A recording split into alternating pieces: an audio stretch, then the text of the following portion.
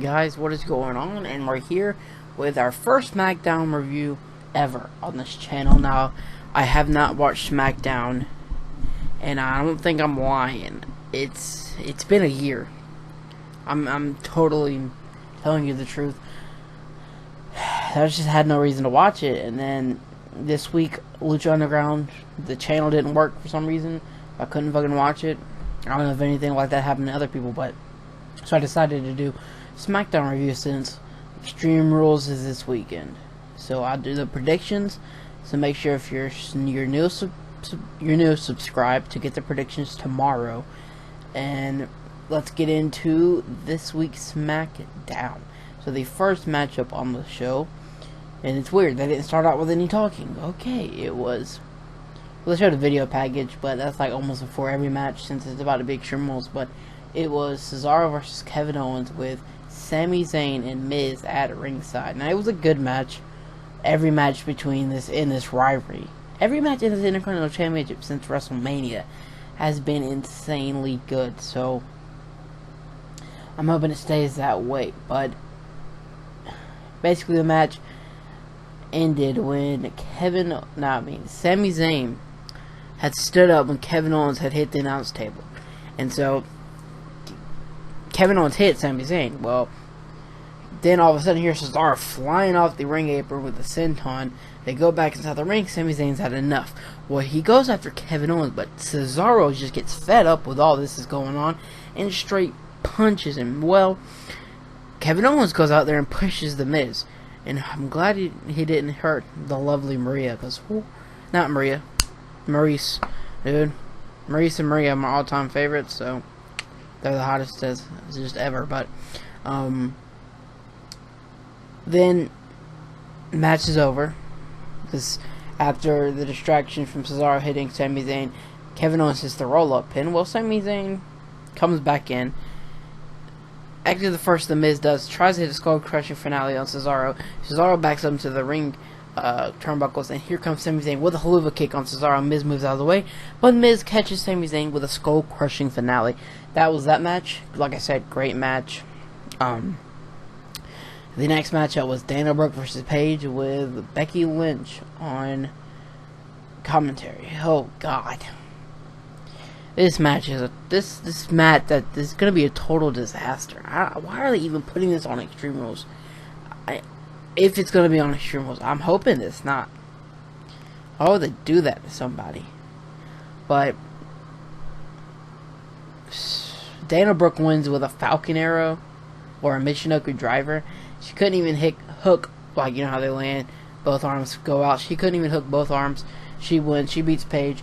And if I was Paige, I'd ask for something other than being a total diva. Fucking demand to be in a great rivalry. Get yourself back on the right track. You don't know if she's going to be face or heel every day that she's on television. So do something with her. Stop. She's one of the best you have on the Divas roster. Use her more.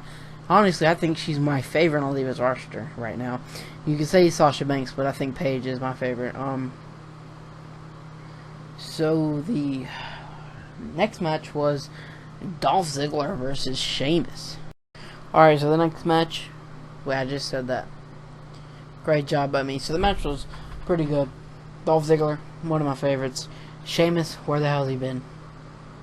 After the League of Nations broke up, after they got the dumbest victory ever at WrestleMania, I haven't seen Sheamus. I don't watch SmackDown normally, like I said, so I don't know if he has been on SmackDown, but I really like him.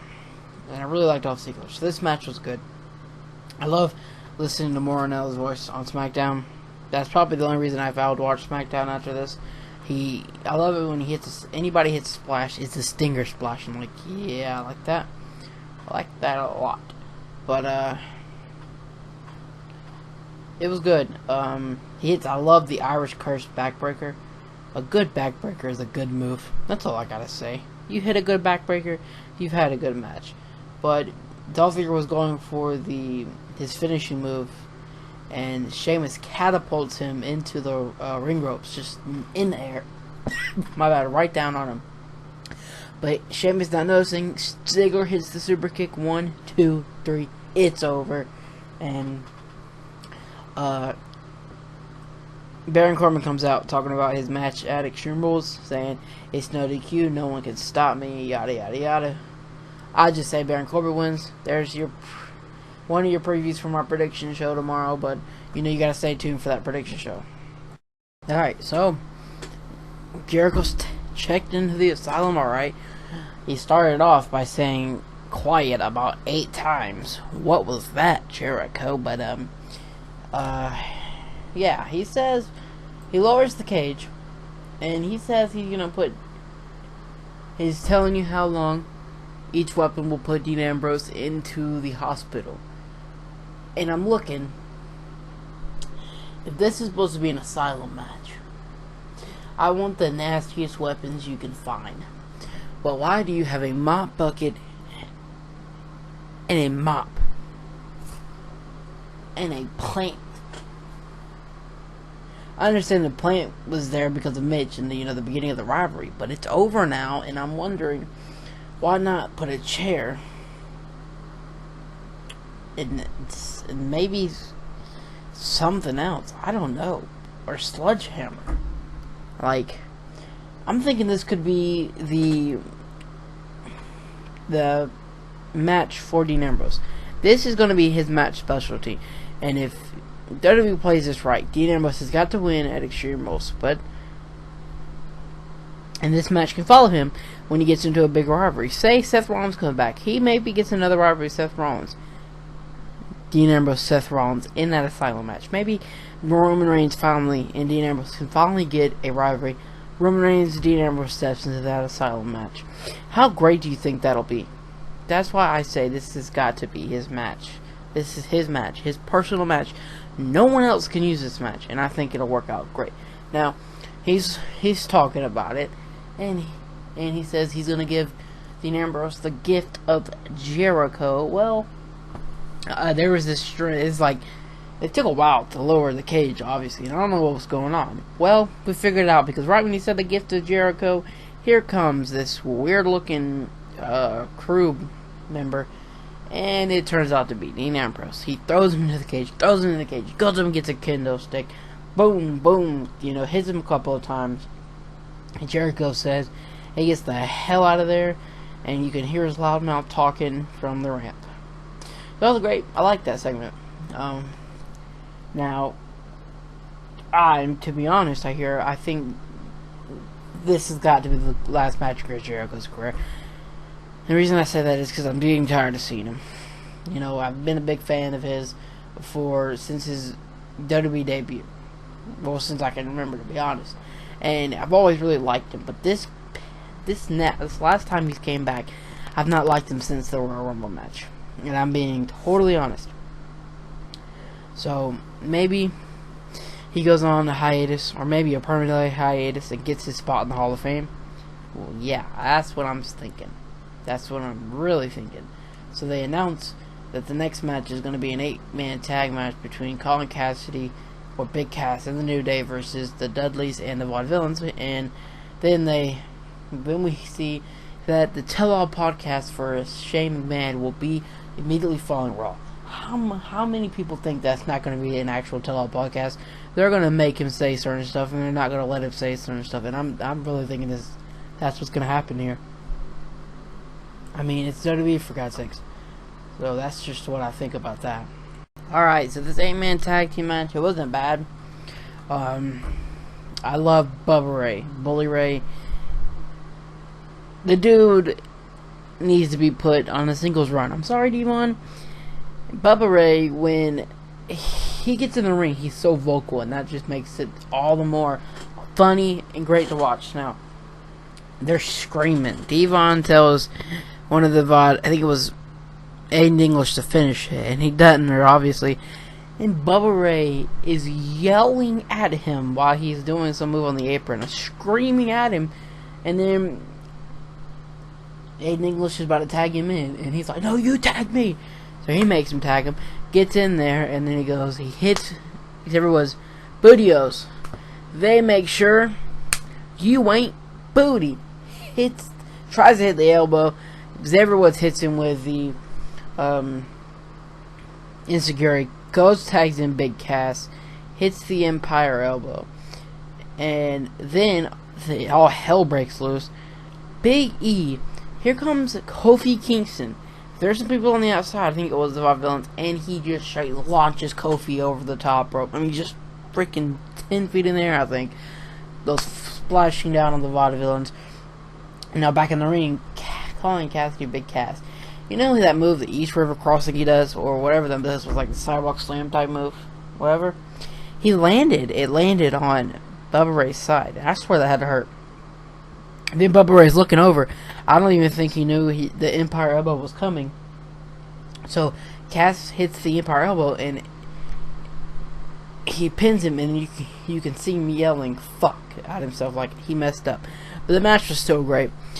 New Day and Big Cass win, and I'm looking forward to the Vaudevillains versus New Day Extreme Rules. Would I like it to a bit in calling Cassidy Extreme Rules? Yes, I think everybody would.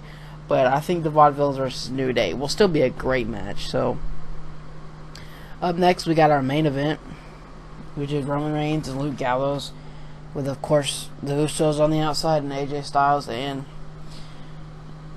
Carl Anderson. Okay, here's my thing. If you didn't go watch my review, yeah, I'll tell you what I think about this. I was so happy for some of the Bullet Club members to get on Raw. I mean, in WWE. But the way the club, I was going to say Bullet Club, it's the club now, for WWE, has been used. I think they shouldn't even have let them wrestle until the Payback pay-per-view. They just wrestled on Raw. It made it like less memorable. Like, make your debut at a pay-per-view. These guys are so coveted around the world, and they just have their match on Raw when it could have been on a grander stage at a pay-per-view. That would have made a lot more sense. Now, these matches with the Usos and stuff, it's just gotten boring. I'm hoping that after Roman Reigns and wins against AJ Styles, yeah, I'll go ahead and throw you my prediction for until the prediction show tomorrow. But I hope Roman Reigns wins and gets this feud over with, and the club can go and do the stuff that they do at New Japan, take over championships. See, AJ Styles could go after the Intercontinental Championship, because what I believe what's going to happen is Kevin Owens and Sami Zayn will drift off from the Intercontinental Championship, and AJ Styles could go into the Intercontinental Championship race. And then you put the other club members with Luke Gallows, and Carl Anderson in the tag team division. Then you bring up Finn Balor. Then you put Finn Balor in the world title picture. That just seems like a better thing, because the Bullet Club over in New Japan and ROH, they have so many titles on them right now. There's so many, and they're doing their thing. They're interrupting matches. 51 super kicks. They will never get 51 super kicks, except for it was like AJ Styles doing it. But I mean, that's just how I see it. It should be like. I don't know. What is your opinion on that? Are you getting bored with this feud, and do you think it should end? Or do you think it should continue? Because the matches are good, but it's like, I don't want to see this anymore. They're putting the club versus Usos in a Texas Tornado match at Extreme Rules. Really? I want to say that again. Do I think the match is going to be good? Do I think the added stipulation is going to make it even better? Yeah. But I'm hoping it's the end of it, for sure. And until they cross paths again, maybe in the tag team division. Because Luke Gallows and Carl Anderson coming over had a great run as IWGP World Heavyweight Tag Team Champions. They had a great run with it. I watched New Japan on Access TV. I watched their matches. They were good. Put them in a feud with the New Day. Ooh-hoo. Or Enzo and Cass. Or the Vaudevillains. Or the Dudleys, please. Hard hitting as hell. I just feel like that would be so much better than what they're doing now. Alright, so this match was good. I'd have to say it was good. Best match of the night. I have to give it to them. They put on a great show. The only thing I have to say about this match, why did Roman Reigns kick out of the Luke Gallows finish already? Like, if you've ever seen Jim Ross's podcast, he's talked about how on Raw and SmackDown, your finisher is it. At a big show, you can kick out of a finisher, but on a weekly television episode, your finisher's your finisher. It's your big move.